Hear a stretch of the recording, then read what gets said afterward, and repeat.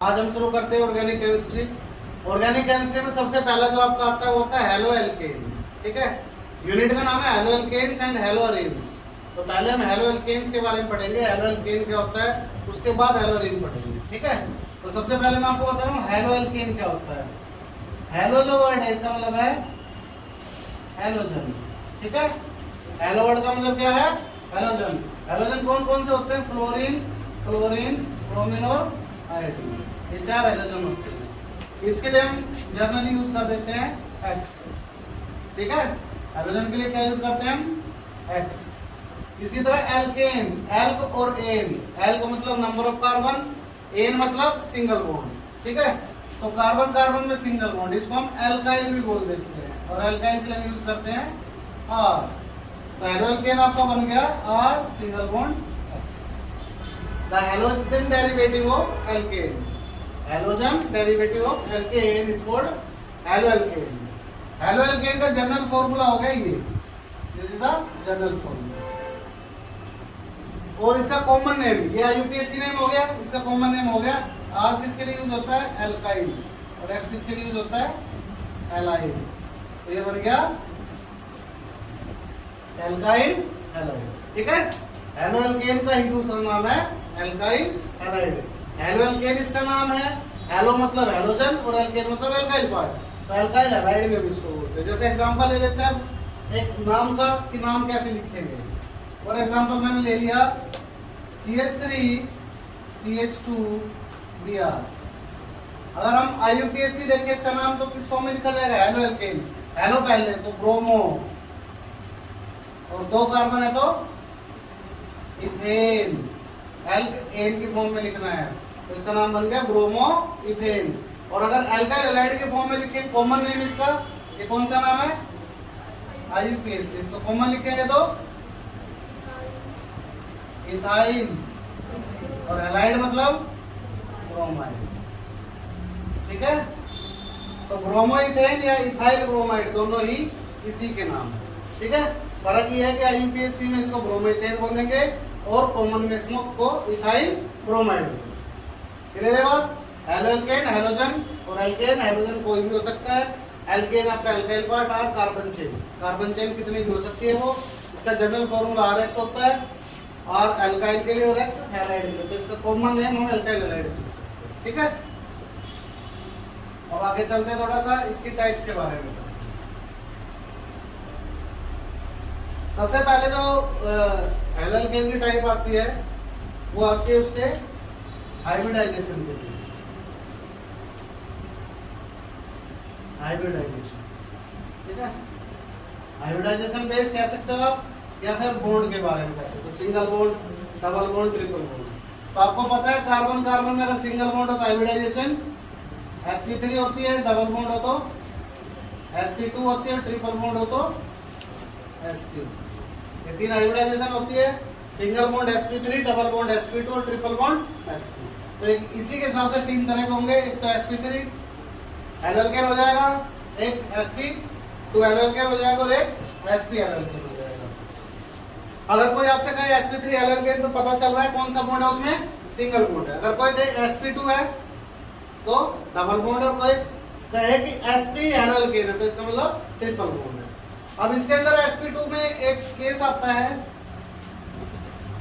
दो कार्बन है, दोनों के बीच डबल बॉन्ड है, और किसी भी एक कार्बन से हैलोजन अटैच है, दो कार्बन डबल बॉन्ड, तो sp2 हाइब्रिडाइजेशन होगी।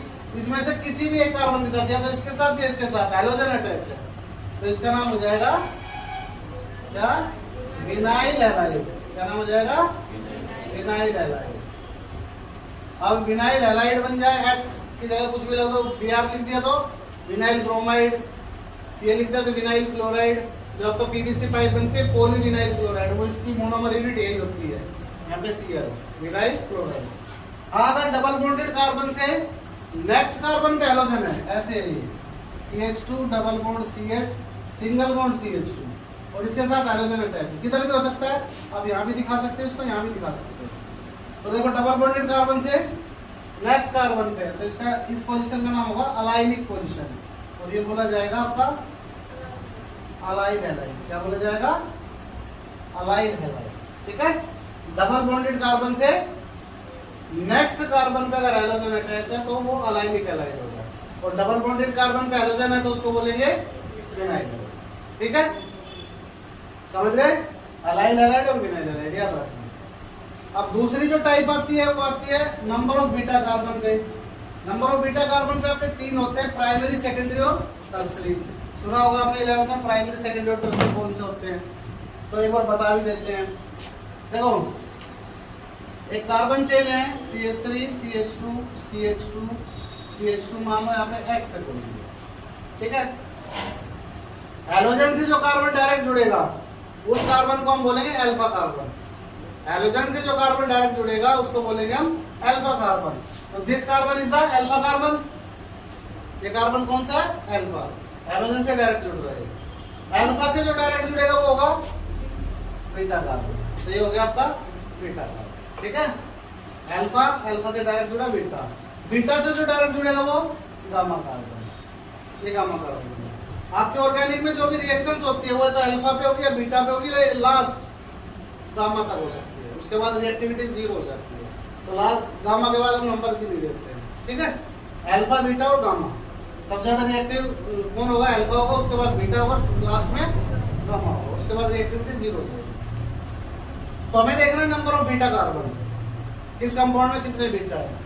अगर किसी कंपाउंड में एक बीटा है तो वो कहलाएगा प्राइमरी एल्केन। जैसे इसमें क्या एक बीटा है तो ये कौन सा बन गया, प्राइमरी, मतलब 1 डिग्री, ठीक है, प्राइमरी।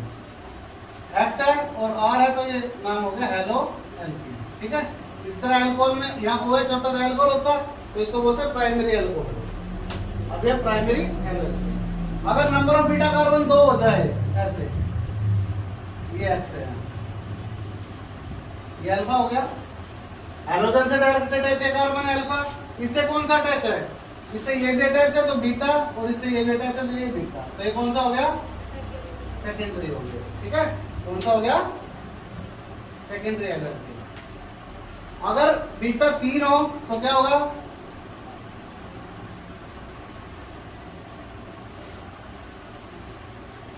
ये अल्फा हुआ, ये तीनों क्या हो गए, ये हो गया,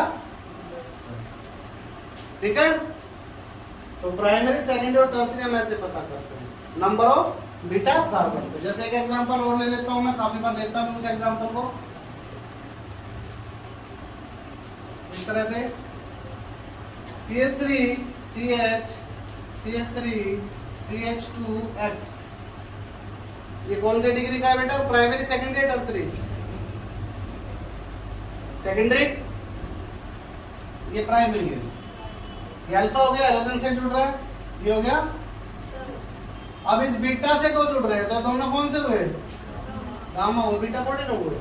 हमें क्या देखना है, नंबर ऑफ बीटा कार्बन। तो नंबर ऑफ बीटा कार्बन कितने हैं, 1 है, तो कौन सा हो गया, प्राइमरी, ठीक है। इसमें कंफ्यूज ना होना, सिर्फ ये याद रखना नंबर ऑफ बीटा कार्बन कितने हैं, और जितने बीटा होंगे वो इसकी डिग्री हो जाएगी। 1 बीटा है तो प्राइमरी, 2 बीटा है सेकेंडरी, 3 बीटा है तो, ठीक है। तो एल्केन को हम ऐसे अलग अलग तरह से डिफाइन कर सकते हैं। तो नंबर ऑफ बीटा कार्बन पे किए मैंने, एक इनकी हाइब्रिडाइजेशन। अब आगे हम पढ़ेंगे इनके स्ट्रक्चर के बारे में। तो इनका स्ट्रक्चर कोई ज्यादा वो नहीं है, इसको रब कर रहा हूं मैं। स्ट्रक्चर में क्या है, जैसे मान लो मैंने ले लिया CH3X, हाइब्रिडाइजेशन क्या होती है इनकी, sp3, और sp3 हाइब्रिडाइजेशन जहां भी हो वहां पे स्ट्रक्चर कौन सा होता है, टेट्राहेड्रल।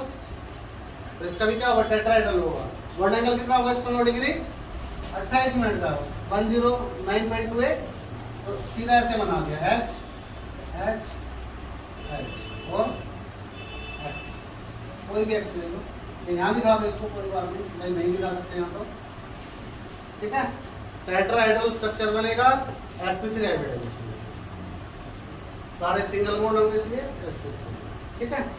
अब मेन चीज पे चलते हैं, जो मेन चीज होती है that is the preparation of halogen, ठीक है।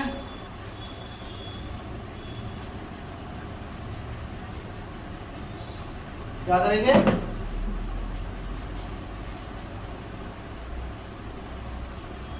प्रिपरेशन इसकी हैलोजन। ठीक है भाई। सबसे पहले हम कर रहे हैं किससे, अल्कोहल से। और अल्कोहल में भी कई तरह से होती है, तो सबसे पहले उसमें हम कर रहे हैं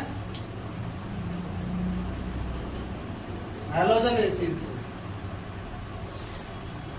हैलोजन बोले तो X, एसिड बोले तो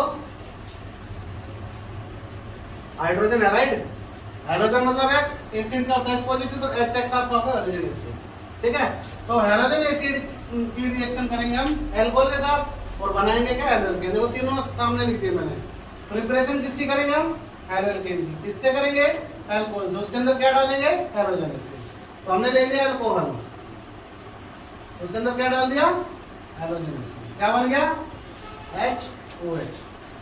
बाहर ये बन गया R सिंगल बॉन्ड। यही बनाना था हमें, प्लस, ठीक है, HOH बाहर हो गया। और ये आपकी जनरल रिएक्शन है।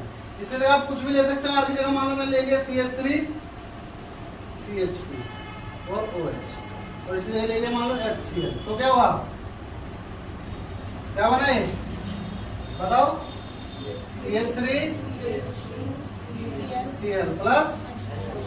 ठीक है, अब बात ये आती है कि हैलोजन एसिड तो कई होंगे, कौन कौन से होंगे, HF होगा, HCl होगा, HBr होगा, और तो सबसे ज्यादा रिएक्ट कौन सा करेगा, इसका साइज सबसे बड़ा होगा। सबसे बड़ा साइज किसका, I का है, तो सबसे ज्यादा रिएक्टिव ये होगा, उससे कम ये, उससे कम ये, और सबसे कम। This is the reactivity order of halogen acid. ठीक है, समझ आ गई, अल्कोहल की हैलोजन एसिड से। हैलोजन एसिड आपका HX। कोई दिक्कत तो नहीं इसमें। नेक्स्ट पे चलते हैं, अल्कोहल से ही सेकंड करेंगे हम, दैट इज फॉस्फोरस हैलाइड। अब फॉस्फोरस हैलाइड दो होते हैं, ट्राई हैलाइड और पेंटाइलाइड। कौन कौन से, ट्राई हैलाइड और पेंटाइलाइड। तो पहले हम कर रहे हैं ट्राई हैलाइड से कर लेते हैं, PX3 से। X की जगह मैंने Cl ले लिया, PCl3।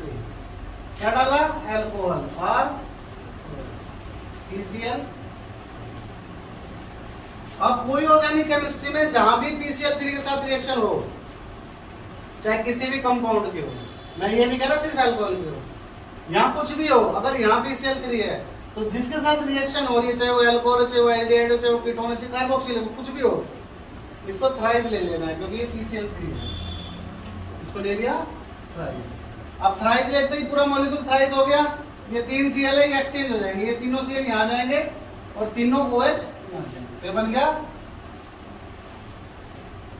RCl प्लस PH3 और O3, H3 और O3। तो क्या बन गया, H3P। ठीक है, 3R, तीनों Cl यहाँ, RCl 3H 3O, तो H3PO। ये अलग PO थ्राइस। तो ये आ गया आपकी PCl3 से। दूसरी आती है किससे, PCl5 से। इसको मैं ऐसे करके लिख देता हूँ ना, हो गए। अब मैंने ले लिया इसकी जगह PCl5, इसके साथ अल्कोहल PCl। अब सेम इसी में भी है, जैसे PCl3 में था ऐसे PCl5 में है, बट उसमें क्या था, जितने Cl थे उतने मॉलिक्यूल ले लिए। थ्राइस था तो थ्राइस ले लिया था, बट इसमें ऐसा नहीं होगा। इसमें एक कंफर्म केस है। कंफर्म केस क्या है, जैसे उसमें था कि थ्राइस लेने लेना था, इसमें केस ये है कि जिस भी रिएक्टेंट की PCl5 के साथ रिएक्शन होगी, POCl3 तो बनेगा। ठीक है, चाहे वो एल्डिहाइड हो, चाहे वो कीटोन हो, चाहे वो अल्कोहल हो, अगर वो PCl5 के साथ जुड़ रहा है तो क्या बनेगा, POCl3। अब POCl3 बना कैसे, ये Cl5 था, एक Cl इसमें से गया R के साथ और एक Cl गया H के साथ। RCl HCl क्या बचा, O बचा। O नहीं, इधर से बॉन्ड टूट गया होगा, इधर से बॉन्ड टूट गया तो दो बॉन्ड टूट गए, उसने दोनों Cl की जगह बॉन्ड बना दिया। PCl3 बच गया था नहीं, O बीच में आ गया, तो RCl HCl और POCl। ये कंफर्म है, PCl5 की जब भी रिएक्शन होगी ऑर्गेनिक में, कोई भी रिएक्शन, POCl3 तो बनेगा ही बनेगा। ठीक है, समझ आ गई बात। नेक्स्ट पे चलते हैं। नेक्स्ट है थायोनाइल क्लोराइड के साथ। अब थायनाइल क्लोराइड की बात करते हैं। थायनाइल क्लोराइड क्या होता है? SOCl2। चलो भाई, अल्कोहल ले लिया और उसकी रिएक्शन कर दी। अभी PCl5 में क्या हुआ था? क्या हुआ था PCl5 में? एक Cl R के साथ एक Cl। चलो भाई वही कर देते हैं। O यहां गया था तो SO बच गया, और आगे क्या बन गया? अब मैंने इसमें HCl और SO2 पे एरो लगा दी। एरो का मतलब है ये वेपराइज हो जाएगी, तो इसमें क्या बच जाएगा? सिर्फ एल्केन बच जाएगा। ठीक है, इसके ऊपर क्वेश्चन भी आता है। देखो हमने कितनी प्रिपरेशन की अल्कोहल से? बहुत सारी की। पहले HX डाला, फिर PCl3 डाला, फिर PCl5 डाला।